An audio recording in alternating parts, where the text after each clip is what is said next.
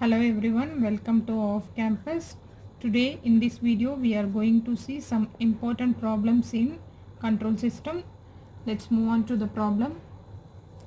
The open loop transfer function of a unity feedback control system is given by g of s is equal to k divided by s into s plus 1.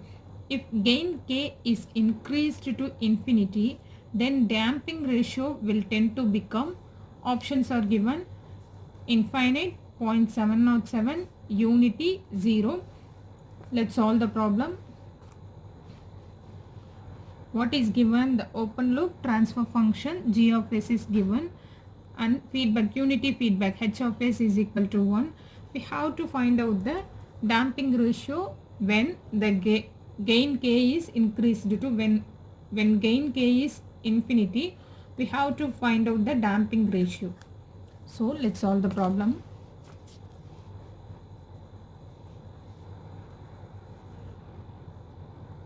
Solution: g of s is equal to k divided by s into s plus 1. h of s given as 1.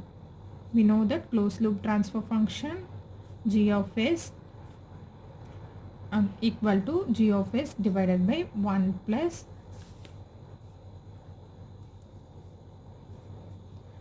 g of s into h of s. In short, how to find out the closed loop transfer function from open loop transfer function when the unity feedback is unity. When the feedback is unity, closed loop transfer function from open loop transfer function equal to numerator term divided by denominator term plus numerator term. Add the numerator term into the denominator term, we will get the open loop transfer function. This is applicable only for unity. Closed loop transfer function is equal to k divided by, this is the just add the numerator term into the denominator term. What is in the numerator is k plus k. We have added that k into the denominator term. Then multiply this s square plus s plus k.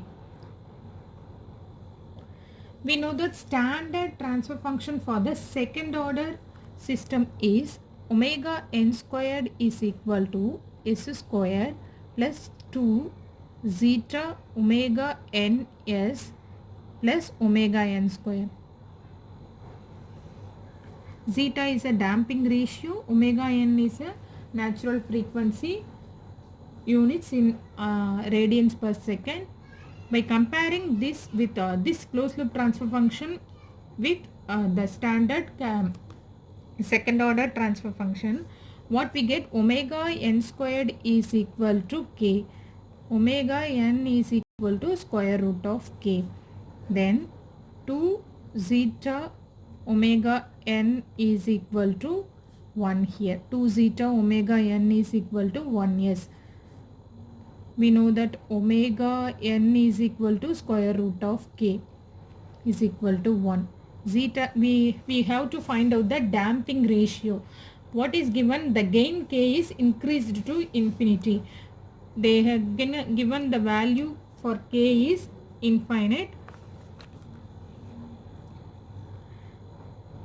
Zeta is equal to 1 by 2 root k, 1 by 2 root infinite. Substitute k value as infinity. Anything divided by infinity, what will get? 0. So zeta value, damping ratio value is 0. As k tends to infinity, the damping ratio will become 0. So option A is D is the correct answer for this. Let's move on to the next problem. The system function n of s is equal to v of s by I of s is equal to s plus 3 divided by 4s plus 5. The system is initially at rest. If the excitation I of t is a unit step, which of the following is a initial value? Options are given. Let's see how to solve this problem. What is given? System function is given as n of s is equal to s plus 3 divided by 4s plus 5, and I of t is a unit step input. When we taking Laplace transform of unit step input is I of s is equal to 1 by s. We need to find out the initial value of that function. How to calculate the initial value? That initial value can be obtained by applying the initial value theorem of Laplace transform. What is initial value theorem of Laplace transform? Let's see. Initial value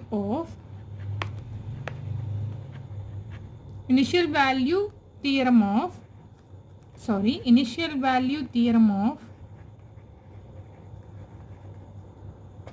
Laplace transform is some function y of t, say it's y of t is equal to at t tends to 0, that means y of 0 is equal to limit s tends to infinity s into y of s.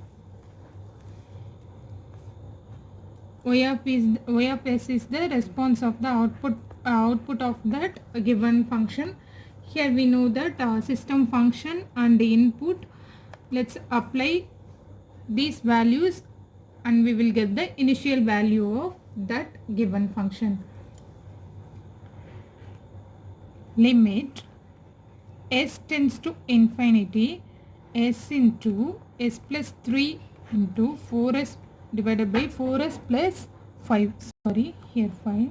S plus 3 divided by 4s plus 5 into that I of s is equal to 1 by s. S gets cancelled, and remember that whenever we are going to apply the limits for infinity, we should not apply directly to that value. We have to take the s outside. Taking s outside from this, we will get 1 by 3 by s. In the denominator, s 4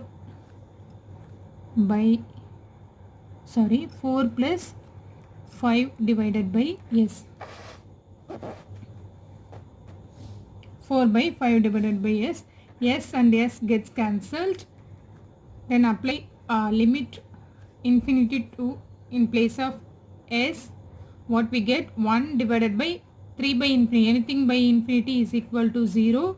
4 plus anything divided by infinity is equal to 0. What we will get? 1 by 4.